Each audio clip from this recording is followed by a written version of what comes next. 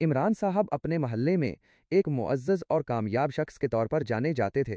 ان کی ایک اچھی نوکری تھی، ایک پیاری بیوی اور دو ذہین بچے تھے۔ بظاہر ان کی زندگی میں کوئی کمی نہیں تھی، لیکن ان کے اندر ایک خاموش جنگ جاری تھی۔ یہ جنگ ان کے مردانہ انا کی وجہ سے تھی۔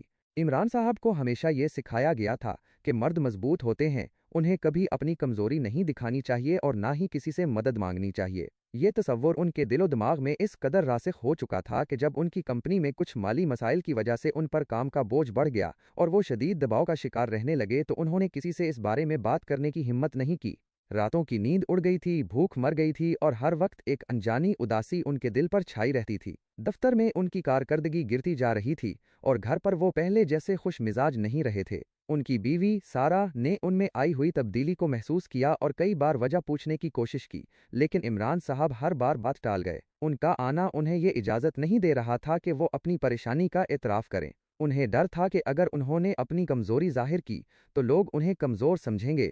ایک شام جب عمران صاحب دفتر سے لوٹے تو ان کی حالت بہت خراب تھی۔ ان کا چہرہ اترا ہوا تھا اور آنکھوں میں ایک بے بسی تھی۔ سارہ نے ان کا ہاتھ پکڑا اور نرمی سے پوچھا، عمران کیا بات ہے؟ تم کچھ دنوں سے بہت پریشان لگ رہے ہو، مجھے بتاؤ کیا کوئی مسئلہ ہے؟ عمران صاحب نے پہلے تو ٹالنے کی کوشش کی، لیکن سارہ کی محبت بھری نظروں اور فکر مند لہجے کے سامنے ان کا بندھن ٹوٹ گیا۔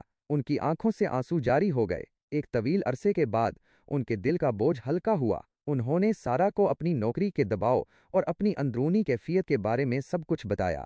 سارہ نے انہیں تسلی دی اور سمجھایا کہ اپنی پریشانیوں کو بانٹنا کمزوری نہیں بلکہ ایک طاقت ہے۔ انہوں نے عمران صاحب کو ایک ماہر نفسیات سے ملنے کی صلاح دی۔ پہلے تو عمران صاحب ہچکچائے، لیکن سارہ کے اصرار پر وہ راضی ہو گئے۔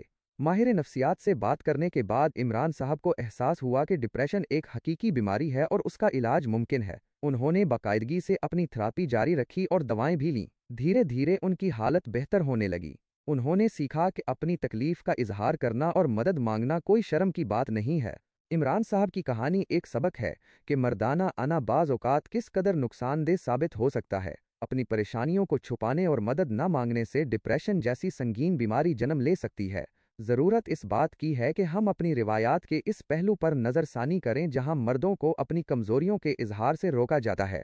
ایک صحت مند معاشرہ وہ ہے جہاں مرد بھی اپنی ذہنی صحت کا اتنا ہی خیال رکھیں جتنا کہ اپنی جسمانی صحت کا، اور ضرورت پڑنے پر مدد مانگنے میں کوئی آر محسوس نہ کریں۔